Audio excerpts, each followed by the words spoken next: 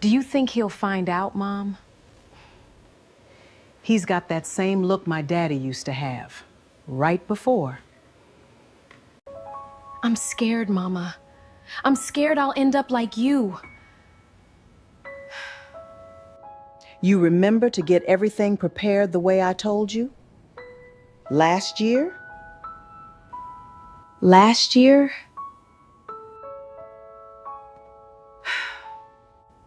I don't know how much longer I can keep doing this, Mama. Keep your voice down.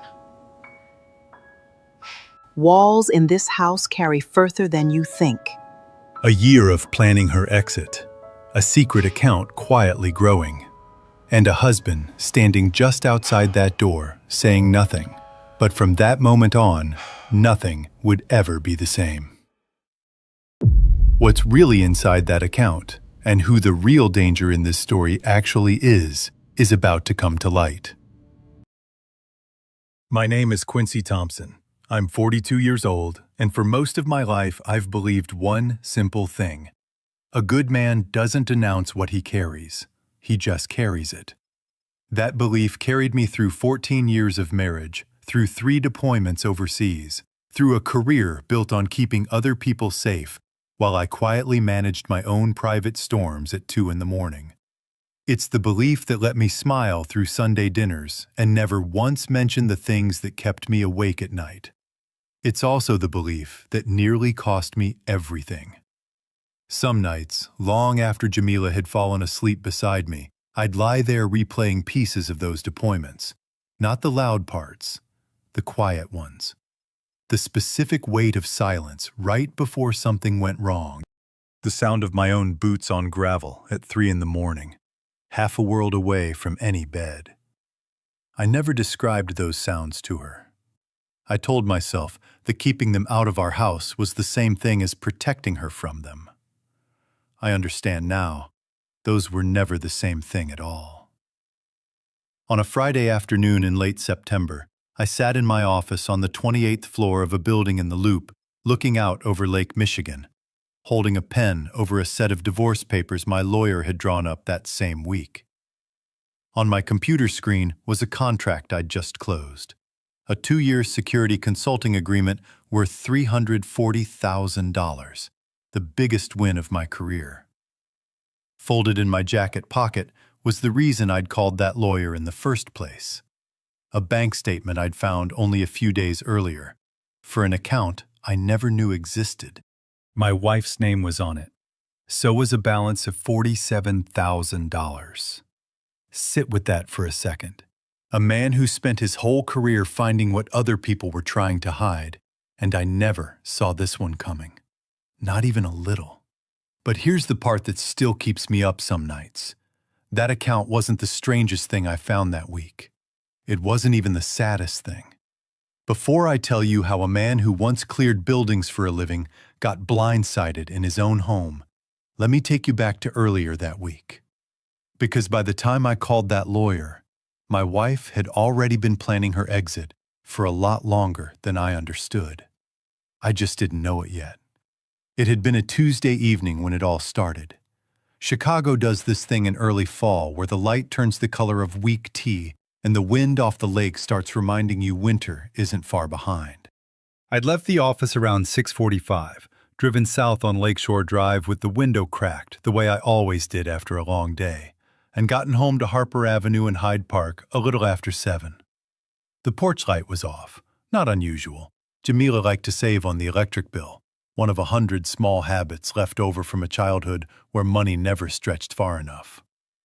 I let myself in, hung my coat on the hook by the door, and stood a second in a kitchen that felt too quiet. There was a sandwich on a plate on the counter, wrapped in plastic, gone cold. Turkey, the way I like it, mustard instead of mayo.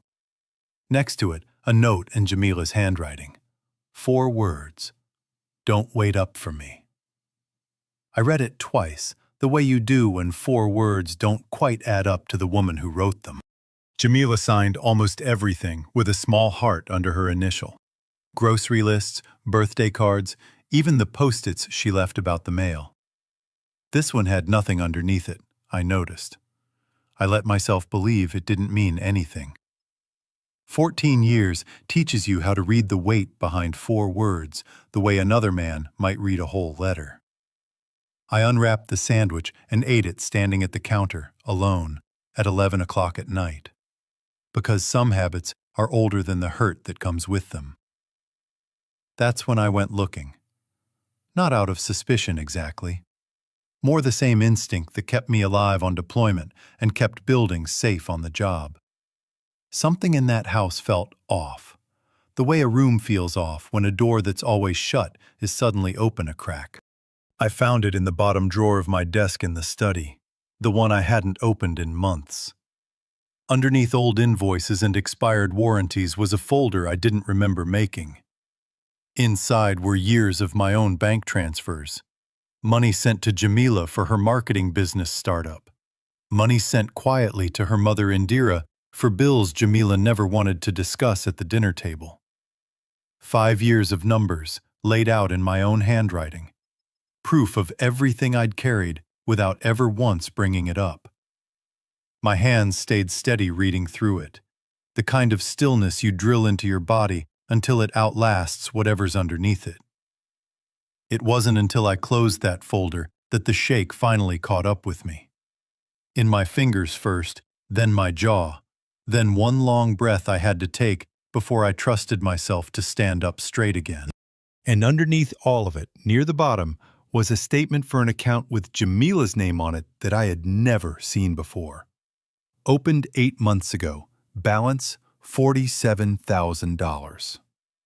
I sat on the edge of that desk a long time that night, not angry yet, just tired in a way that goes bone deep. I thought about every dangerous overnight shift I'd picked up on the South Side that I never told her about, every quiet sacrifice I made because I thought that's what a good husband does. I thought I understood my wife. I thought 14 years had taught me every corner of her heart. 3 days later, I sat in a lawyer's office on the 28th floor and had the papers drawn up. Not out of rage, out of exhaustion. A man can only carry a secret so long before he stops trusting his own house. I thought I knew my wife. Turns out, I hadn't even scratched the surface. What I overheard 4 days after that, at her mother's kitchen table in Bronzeville, would tell me exactly how long this had really been coming. Sunday dinner at Indira Washington's house in Bronzeville had been a fixture of our marriage since the week Jamila and I got engaged. Fried catfish, greens cooked low and slow, a tablecloth Indira ironed every single week whether company was coming or not.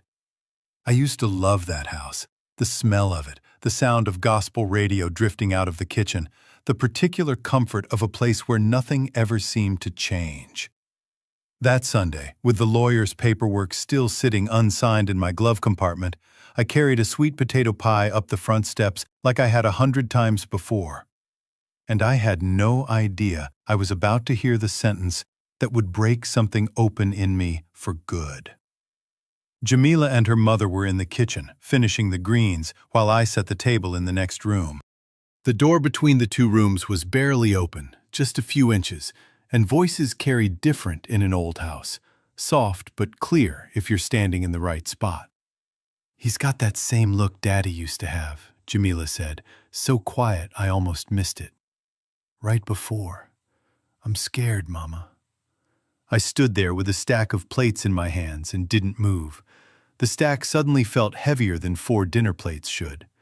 Behind me, gospel radio hummed low from a countertop speaker, some woman's voice rising sweet and steady on a hymn about deliverance, completely unbothered by what was happening 20 feet away. I remember thinking it was strange, how ordinary a house could sound while something inside it was quietly ending. Indira's response came back easy, unbothered, like she was answering a question about seasoning the greens. "You remember to get everything prepared the way I told you last year." Her hands never stopped moving over that pot of greens the whole time she said it. Steady, practiced, like a woman who'd rehearsed staying calm long before she ever needed to. Last year, not last week, not since I found that statement. A year. Whatever this was Whatever conversation had put that fear in my wife's eyes when she looked at me lately, it had been in motion for 12 months before I ever opened that drawer. I set the plates down slow and quiet, and I finished setting that table like nothing had happened, because that's what I'd trained myself to do my whole life. Hold it in. Carry it steady. Don't let the room see you shake. Dinner was normal. Grace, laughter, Indira telling the same story about the church bazaar she tells every year. I smiled in all the right places. I drove us home. Lakeshore Drive was quiet that night, the lake black and enormous on our left, the skyline lighting up ahead of us.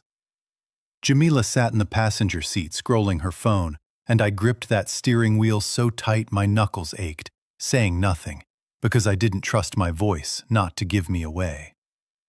My mind went back 3 years, to a night I hadn't let myself think about in a long time. I'd been offered a position as director of security for a firm in Houston. Double my salary, the kind of job a man spends 20 years building toward. I'd come home so excited I could barely get the words out, and Jamila had looked at me across the kitchen table with something close to panic in her eyes. "My mother can't live without me being close, Quincy," she'd said. "You know that." And I'd turned it down. No argument, no resentment I let her see. I called the recruiter back the next morning and told him I'd changed my mind. I told myself, a real man doesn't hold his family's roots against them. I never brought it up again, not once in 3 years, because I thought love meant swallowing what you wanted for the sake of what she needed. Sitting in that car on Lakeshore Drive, I wondered for the first time whether that sacrifice had ever even registered with her at all. We drove the rest of the way in silence, the kind that isn't empty so much as full of things neither of us knew how to say yet. I watched the skyline slide by outside my window, all that glass and light, and thought about how a man could stand watch over glass towers 8 hours a day and still not see the walls going up in his own home. When we got home, Jamila went straight to bed, and I sat up in the study with a cup of coffee going cold in my hands. I don't know exactly what made me open her laptop that night. It was sitting right there, unlocked, the way it always was, because we'd never had secrets between us. Or so I thought. Her calendar was full of appointments labeled only with initials. LB, 4 p.m. Every other Thursday, going back 8 months. I recognized the name eventually from an old insurance form in a drawer we shared. Dr. Lena Brooks. A therapist's office on the north side. 8 months of Thursday afternoons my wife had never mentioned to me.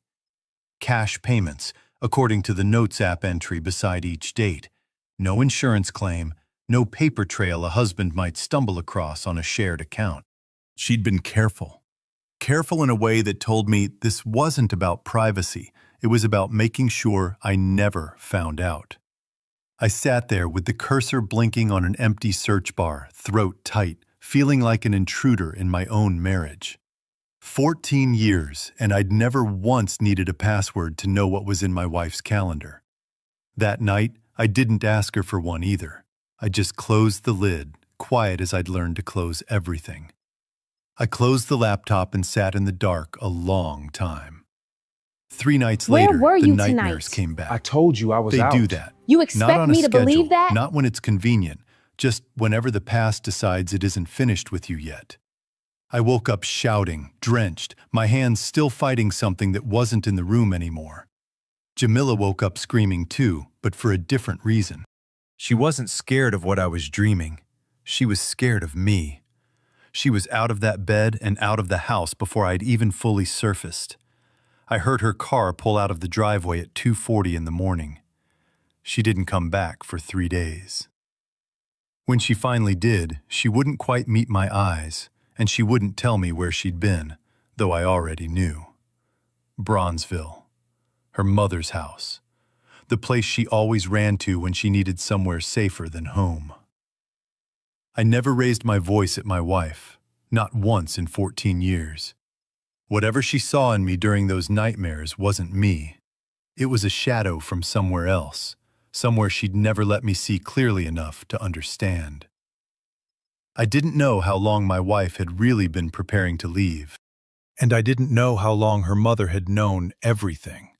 The surgery money, the night shifts, Houston, all of it, while sitting across from me at that dinner table every single Sunday, smiling, asking me to pass the greens.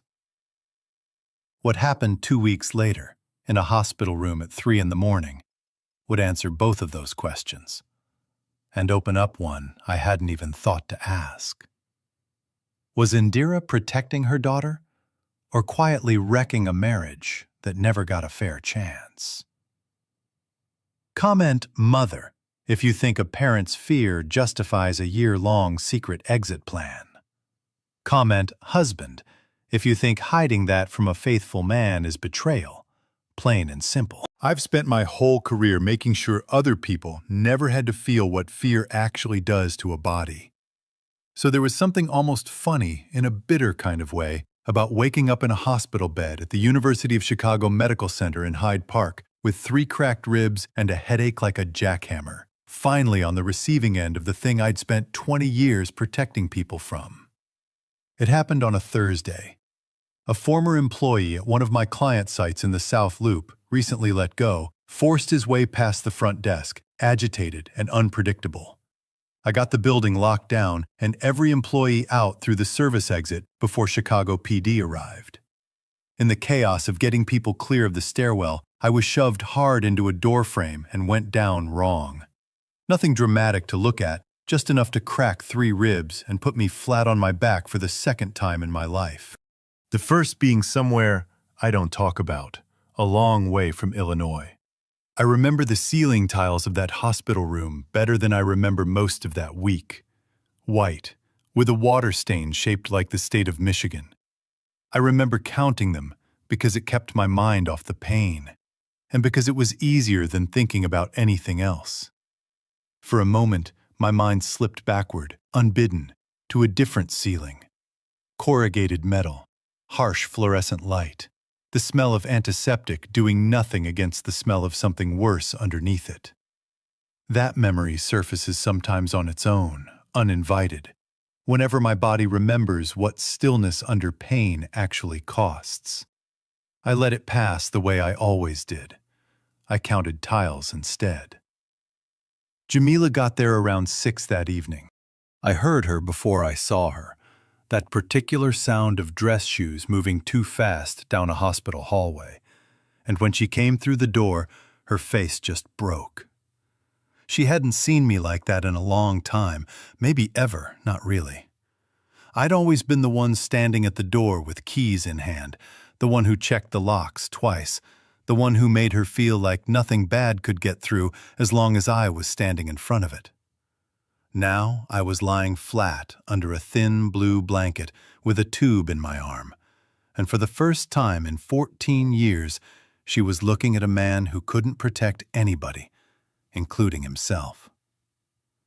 She sat down in the chair beside the bed and cried without trying to hide it. "I'm so sorry," she kept saying, though I didn't understand yet what exactly she thought she had to be sorry for. Her phone buzzed on the little rolling table between us. I wasn't trying to look, but the screen lit up bright in that dim room, and the notification sat there long enough for me to read it clearly before she grabbed the phone and turned it face down. Safety plan. Reminder. Documents ready for attorney review. My pulse didn't spike the way you'd expect. It went the other way. Slow, careful. The exact rhythm I used to talk myself into during the worst 30 seconds of a job gone wrong. Whatever was coming, I needed to hear all of it clearly, not through the fog of my own reaction. Not a folder of vague notes. Documents, sitting on my wife's phone like something she'd built carefully over time, with an actual attorney attached to it, the way you'd prepare a case, not save a marriage. I didn't say anything right away. I just watched her face while she realized what I'd seen. Watched the color drain out of it, the way it does when somebody knows there's no explaining their way backward out of a moment. "Jamila," I said, quiet. "What is that?" She was shaking by the time she answered, her hands wrapped around a paper coffee cup like it was the only steady thing left in the room. "I'm scared I'm going to end up repeating my mother's history," she said. "I've been scared of it for a long time, Quincy. I didn't know how to say it out loud." I lay there in that hospital bed and let that sentence settle over me. And underneath the hurt, something else started surfacing. A memory I hadn't let myself examine too closely in 2 years. Indira's heart surgery. Coronary bypass, done quietly at a hospital on the north side, paid for almost entirely out of a savings account I'd built up specifically for emergencies nobody else knew about. I told the billing office not to send a single piece of paperwork to the house. I told Jamila her mother's insurance had covered more than it actually had. I did it because I loved that woman like she was my own mother, complicated as things sometimes were between us. And because I never wanted Jamila carrying the weight of watching her mother's heart get cut open, while also worrying about how they'd pay for it. I never told a soul, not Jamila, not Indira, beyond a card I'd slipped into her hospital bag that she probably never even connected to me.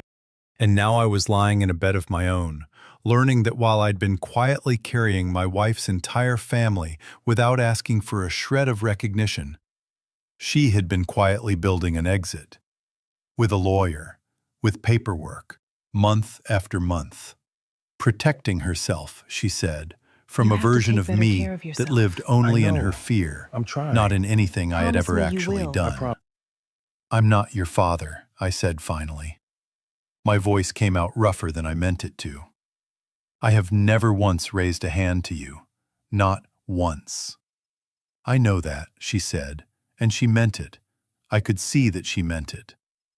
But knowing it in my head and believing it in my body have never been the same thing for me. Not since I was 7 years old. Her fear had never really been about me. It was about a 7-year-old girl who learned that love could turn dangerous without warning, and who grew into a woman whose body still trusted old alarm bells over 14 years of quiet, unbroken evidence to the contrary. That secret folder wasn't cruelty. It was control. The only kind of safety she'd ever been taught actually worked. More than anything, she wanted to never again be caught off guard by a man she loved, even if the man in question had never once given her cause. That was the first time in 14 years my wife had said anything close to the truth about her childhood out loud, and it landed heavier than any accusation could have.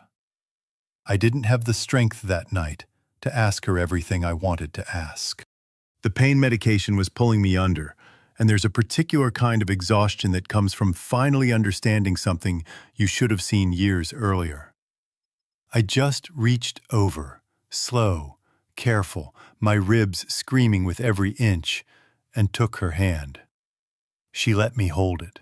She didn't pull away, but I could feel, even through that small gesture, how much distance still sat between us, built up over years neither one of us had been honest about.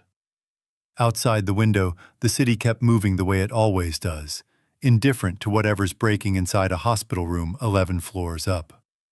I watched a single boat cut a slow line across the lake and thought, absurdly, that even boats know better than to stop moving once they've started. I didn't feel that certain about anything. I thought I was the only person in that marriage hiding something. Lying there under fluorescent lights with a phone notification about attorney paperwork burned into my mind, I understood that I had been wrong about that, too. What her own mother said to me the very next morning, sitting in that same chair while Jamila stepped out for water, would turn out to be the truth neither one of us had been brave enough to speak in 30 years. Morning in a hospital room feels nothing like night. The machines are the same, the walls are the same, but the light comes in different, flatter, more honest somehow. And whatever unraveled in the dark the night before has a way of looking a little more real by daylight. That's the kind of morning it was when Indira Washington walked through my door at 9 sharp, dressed like she was heading to a church board meeting, a foil-covered plate of biscuits balanced in one hand like an offering. Jamila stepped out to get coffee and water down the hall, and for the first time in 14 years, my mother-in-law and I were alone in a room together with nowhere else for either of us to look. She set the plate down. She didn't sit right away. She stood at the foot of that hospital bed for a long moment, arms crossed, studying me the way you'd study a photograph you hadn't looked at in years. "I owe you the truth," she said finally, "whether either one of us wants to hear it right now or not." She smoothed her skirt with both hands, twice, an old habit I recognized because Jamila did the exact same thing whenever she was working herself up to something hard. I'd never once put those two gestures side by side until that morning, sitting there watching 30 years of inherited nervousness play out in front of me. I didn't say anything. I'd learned a long time ago that silence gets people talking faster than questions do. She sat down slowly in the chair Jamila had been in the night before, and her voice, when it came again, had lost every ounce of the certainty I'd known her by for 14 years. "You remind me of him," she said. "Jamila's father. Not in what you do. Lord knows you are nothing like that man in what you do. But in the shape of you. Tall. Quiet.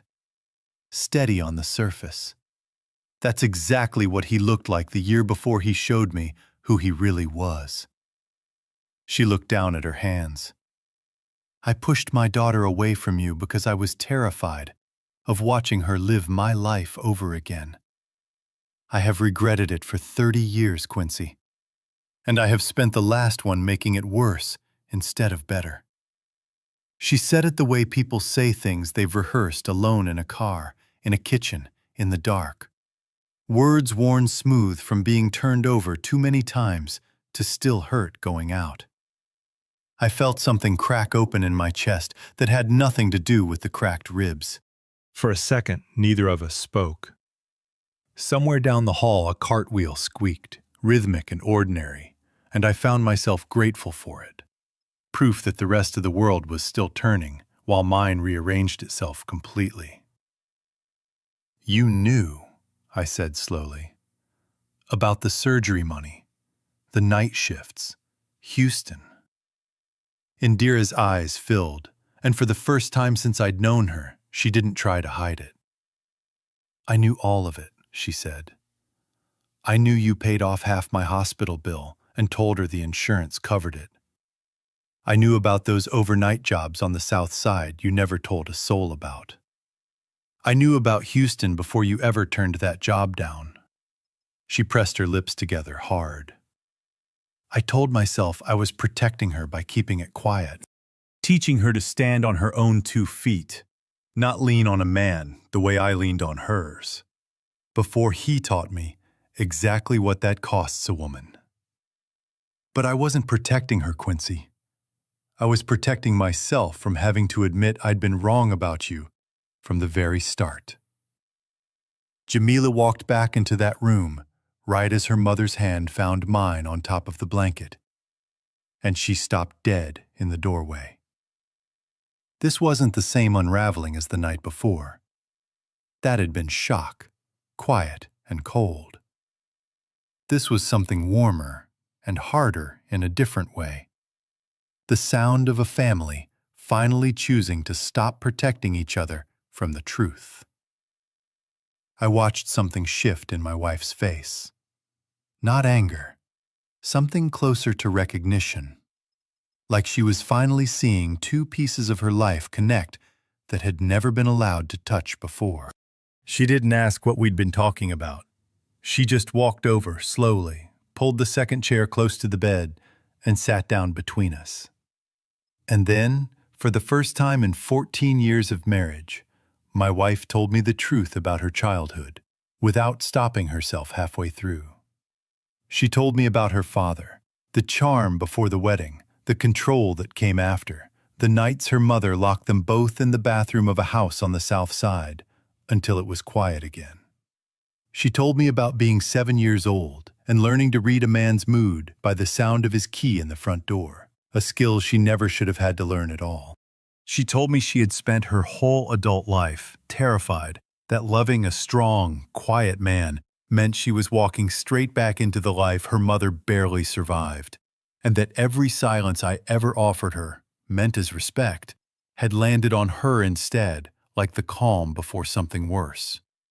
I built that safety plan because I was scared of a man who has never once given me a real reason to be scared of him, she said, her voice breaking. And I let that fear cost you every ounce of credit you deserved for everything you were quietly doing for this family. Indira reached over and took her daughter's other hand, and for a moment, the three of us just sat there in that daylight-bright room. 3 people who loved each other fiercely and had spent years protecting one another from truths that needed saying out loud a long time ago. "I am sorry," Indira said again, this time looking straight at me. Not the kind of sorry people say to end a conversation. The kind I should have said a very long time ago. I didn't have a neat response to that. I'm not sure one exists. I just squeezed both their hands, one on each side of me, and let the quiet do what 30 years of silence never could. We cried, all 3 of us, in a hospital room in Hyde Park, with cold biscuits going stale on the rolling table and the machines beside my bed beeping their steady rhythm through it all. It wasn't the kind of crying that fixes everything. It was the kind that finally starts clearing space for something to be fixed. I walked into that hospital 2 days earlier, believing I had already lost the most important thing in my life. Sitting there with my wife on one side of me and her mother on the other, both of them finally telling the truth after decades of silence, I understood something different. I hadn't lost my family. I had simply never been allowed to see them clearly, and they had never once been allowed to see me. What Jamila found in a small metal box under our bed 3 days after I came home would show us both exactly how far my silence had actually gone, and how close I'd come to losing everything without ever raising my voice once. They released me from the hospital on a Sunday, 3 days after that conversation with Indira, with orders to rest and not much else.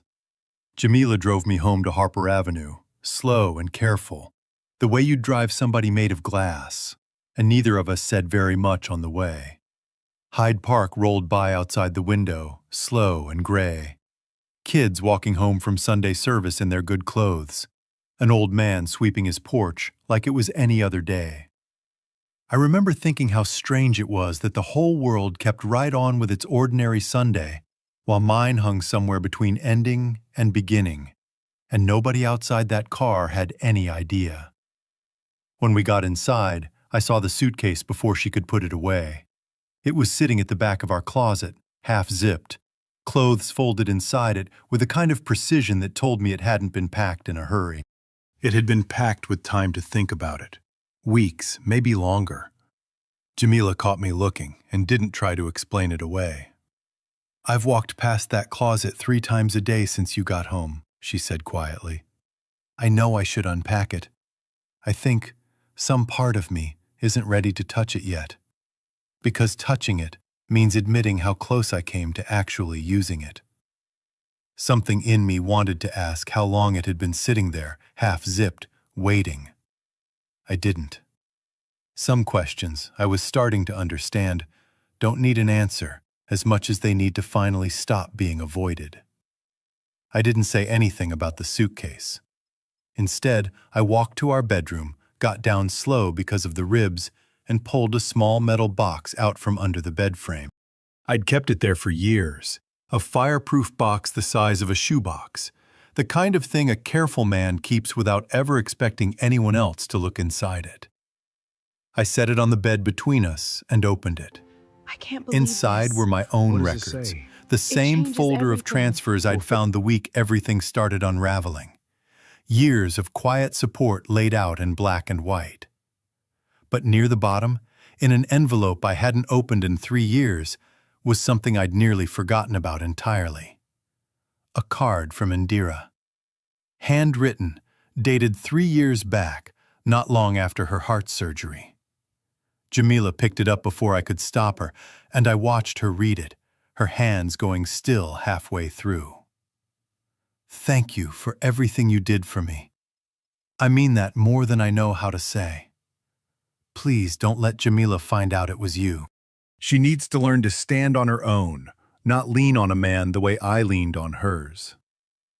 Jamila set the card down on the bed and sat there a long moment, not crying yet, just very quiet. You paid for her surgery, she said, and you let her ask you to hide it from me. For 3 years. I didn't do it so anybody would owe me anything, I said. I did it because I loved her, complicated as things have been, and because I loved you enough not to make you carry the guilt of not being able to help her yourself. She looked up at me, and something in her face finally broke all the way open. Not the panic I'd seen in that hospital room, something closer to grief for time already lost. I need to tell you something, she said. That attorney notification you saw on my phone? It wasn't the start of anything. The papers had already been drawn up for almost 2 weeks before you got hurt. I had every intention of filing. Her voice caught. But I stood in that hospital doorway and saw you lying there, injured because you'd been protecting people the way you always protect everybody, and I couldn't make myself go through with it. I don't fully understand why, not yet. I just know I couldn't. We sat facing each other on the edge of that bed for a long time after that, the metal box open between us, that old card from her mother still sitting on the comforter, like evidence in a case neither one of us wanted to win. Neither of us reached for an argument. There wasn't one left to have, not really. Just 2 people, finally looking at each other, without the armor either of us had been wearing for years. I don't know if we can start over from here, I said eventually. I don't know what that even looks like at this point. Neither do I, Jamila said. But I know I don't want to keep hiding things from you. Not the therapy, not the fear, not any of it. Same, I said. I've spent 14 years thinking silence was a gift I was giving you. I'm starting to understand it might have been the loneliest thing I ever did. To both of us. We sat there a while longer, not talking. Just 2 people finally breathing the same air without bracing against it. It was such a small thing, breathing easy in the same room as someone. I hadn't realized how long it had been since I'd done it. She reached over and closed the lid of that metal box, slow and deliberate, the way you close something you've decided not to need anymore. Then she reached for my hand instead, and I let her take it. Outside, the streetlights along Harper Avenue were just starting to come on. That particular blue hour settling over Hyde Park, the way it does every evening, whether anybody's paying attention or not. Somewhere down the block, a dog barked twice and went quiet. Ordinary sounds on an evening that didn't feel ordinary at all. I didn't know that night whether our marriage would survive what we'd both just laid out on that bed. I didn't know if trust, once you've had to go looking for it in a bank statement and a fireproof box, ever really comes all the way back. But for the first time in longer than I could remember, neither one of us was hiding anything. And that, it turned out, was its own kind of beginning. What Jamila confessed 3 weeks later, sitting across from a therapist neither of us had planned on needing together, would turn out to be the truth that had been driving everything from the very start. Dr. Lena Brooks kept an office on the north side with soft lamplight and a couch too comfortable to encourage anybody to rush through a hard conversation. Jamila had been coming here alone for 8 months. 3 weeks after I came home from the hospital, we started coming together. It was in our 4th joint session that the last piece of the truth finally surfaced. Jamila had been quiet most of the hour, twisting a tissue in her hands the way she does when she's working up to something she doesn't want to say. Dr. Brooks let the silence sit, the way good therapists do, until Jamila finally spoke. "There's something I haven't told either of you," she said, looking at me, then briefly toward the window. "Part of that emergency account, the $47,000. Some of it was mine, saved slowly over years, but a large part of it came from my mother. She'd already put a deposit down on an apartment in Memphis, 2 bedrooms near my aunt." I sat with that a moment. "Okay," I said carefully. "When?" "Months ago," Jamila said, "before any of this came out, before the hospital." Her hands were shaking now. "And here's the part I didn't understand until last week. She never canceled it. Not after everything she said to you in that room. I asked her about it 3 days ago, and she admitted she'd been putting it off, telling herself she'd get to it. 30 years of being ready to run doesn't undo itself in one hard conversation, Quincy.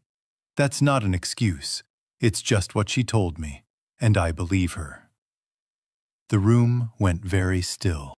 I could hear the radiator ticking against the wall, and somewhere outside, faint traffic on the avenue below. Ordinary sounds doing their best to hold up an extraordinary silence. I didn't feel anger, not yet.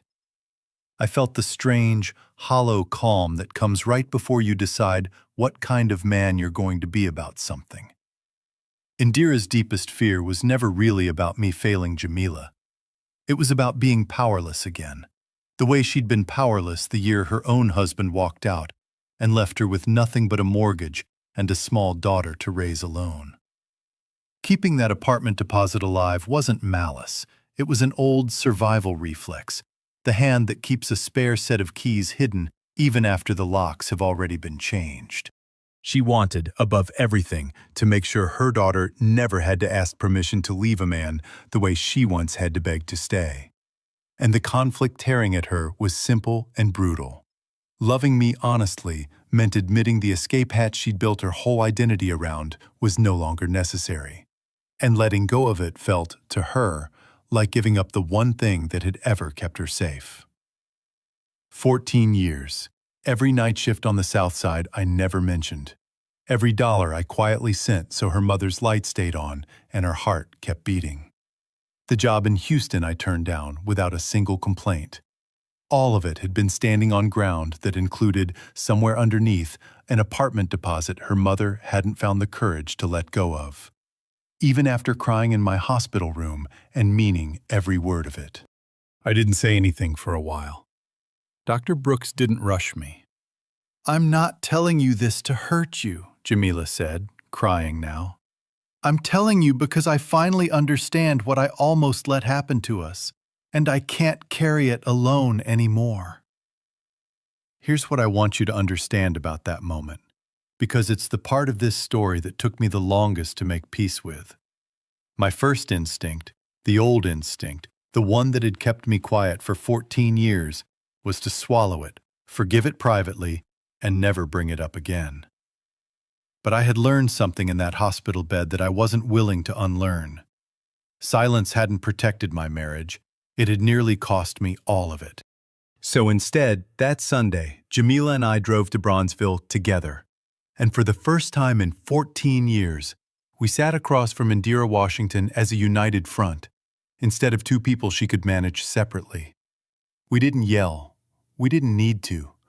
Jamila laid it out plainly. The apartment, the timeline, the years of secrets kept in the name of protection, and asked her mother one question. "Why haven't you let it go yet?" Indira didn't have an excuse ready. For the first time in 30 years, she didn't reach for one. Because saying sorry in a hospital room was the easy part, she said quietly. Actually letting go of 30 years of being ready to run meant admitting the fear was never really about you, Quincy. It was mine. I kept that apartment as insurance against my own healing. And that's a hard thing for a woman my age to say out loud. It's been hard. She canceled the lease that week. She started her own sessions with a counselor near her home in Bronzeville, and slowly, Sunday by Sunday, dinner at her house started feeling less like a performance and more like what it was always supposed to be. My wife and I still see Dr. Brooks every other week. Some sessions are hard. Most of them end with us a little more honest than we walked in. Her marketing business, the one my old night shifts on the south side had quietly helped get off the ground all those years back, finally turned its first real profit this spring, and she told me about it herself, out loud, at our own kitchen table, instead of keeping it to herself the way we both used to keep everything. She showed me the numbers at our kitchen table on a Tuesday night, spreadsheet glowing on her laptop screen, and I watched her light up over something she'd built herself, something nobody had to quietly hand her. That was worth more to me than the profit margin ever could be. I still carry things. That's who I am, and I don't think that changes at 42. But I've learned the difference between carrying weight out of love and carrying it because I'm too afraid to ask for help. That difference has made all the difference. Some Sundays now, when I drive us to Bronzeville, Indira meets us at the door before we even knock, tablecloth already on the table, gospel radio already playing. The same house, the same smells, but nothing in it feels like a performance anymore. It just feels like home, finally, for all three of us. This story reminds us that the sacrifices we make in silence can end up starving the very marriage we're trying to save. Because a gift nobody knows about isn't remembered. It's just quietly absorbed and forgotten. If there's a debt of love sitting unspoken in your own house tonight, a night shift, a signed check, a job you turned down without saying why, don't wait for somebody to find it by accident in a drawer the way I did. Tonight, before the dishes are cleared, sit down across the kitchen table from the person you love most and tell them one true thing you did for them that they never knew about. If you widowed now and there's no one left to sit across that table, write it down anyway, in the margins of the address book by the phone, the one still full of her handwriting, so the people who love you find the true shape of your marriage, instead of guessing at it after you're gone. And if you're a mother or grandmother carrying an old fear the way Indira carried hers for 30 years, don't wait for a hospital room to finally say it out loud. This Sunday, before you iron that same tablecloth you've ironed every week for years, call your daughter and tell her the real reason behind your worry, not the polished version. Truth spoken over an ordinary Tuesday supper does more healing than truth confessed only after somebody nearly loses everything. Written by a human with AI as companion, it hopes to leave you with a warm feeling that even when wrongly treated or looked down upon, there are still people and good things quietly standing on your side. Production team, story and screenplay by Quinn Fung. Character development and visual conceptualization by Chris Nguyen. Video scripting and scene adaptation by David Nguyen. A passionate team dedicated to bringing this story to life.